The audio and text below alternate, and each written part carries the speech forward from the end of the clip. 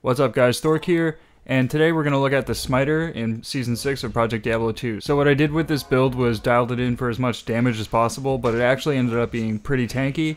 You can see I'm wearing a Tyrael's Might for the Might aura. I pretty much just did everything I could to get as much damage as possible. I'm wearing an Atmos for amp damage, and for the weapon I'm using an Astrion's, which is extremely powerful, and I'm not sure if maybe Smite needs to be nerfed a little bit, or if the Astrion's needs to be nerfed, but this is really powerful. I used half a belt of rejuvenation potions in this run, and it took like around a minute or just over. Again, I just can't believe the fact that I'm not taking a shit ton of damage here. It doesn't really make much sense. So this isn't really like an early season build, but if you do want to use Smiter in here earlier in the season, you want to build more around safety than damage. But if you get the damage up to this point, you can just slam a few jobs and get it done in under a minute. And there are also ways to equip a merc to survive in here, and you could maybe have your merc providing the amp damage. There's a ton of ways to go about this, but I made a mercless damage stick that could just completely destroy Ubers on its own, and I'm sure this would have no trouble with the mini Ubers as well. I was thinking about trying the Headhunters. It has a decently high base might damage and a higher level amp damage than Atmos, but I'm not sure how that would work out. Maybe I'll try that in another video. So first we're going to take a look at the gear. This isn't typically how I have ever built a Smiter, but I really like this. So Soul Drainers, which I pretty much use for every physical build, for obvious reasons. These are slammed with enhanced damage. A little overpowered. Astrion's with increased attack speed and ED slam. Here's the thing though, ED doesn't actually affect your smite at all. This is mostly the attack speed that's helping here. The Visage is also for attack speed, but also the all skills. The lifesteal doesn't work with smite at all. It is kind of nice to have the extra poison res though, and the extra max poison res. Atmos Scarab, this is our source for proccing amp damage. Herald of Zakarum.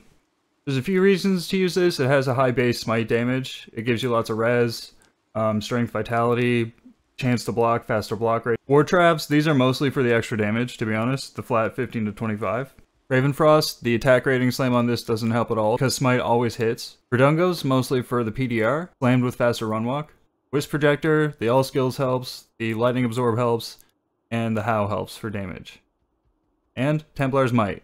2 health so that I could wear it. Basically, the Might aura is the main reason for having this. The Might aura really helps with damage. So on swap I have a CTA and HOZ. You might have noticed that I didn't have Battle Command or Battle Cry procced when I was doing the Ubers before, and that's because it's bugged in my pluggy.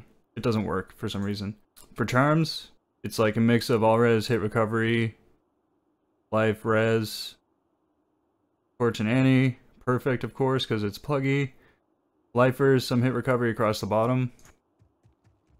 No merc, and the top end damage doesn't look that high.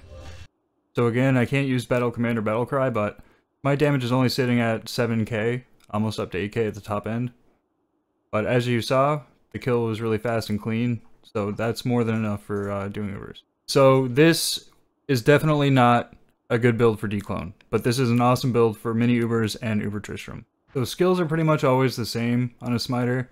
I like to get 1 point in Joust, Max Holy Shield, Max Smite, Max Defiance because it has synergies with Holy Shield, and Max Fana. I do have a point in Redemption because I was experimenting with mapping, but as you might expect, mapping with a Smiter is still not really the best option.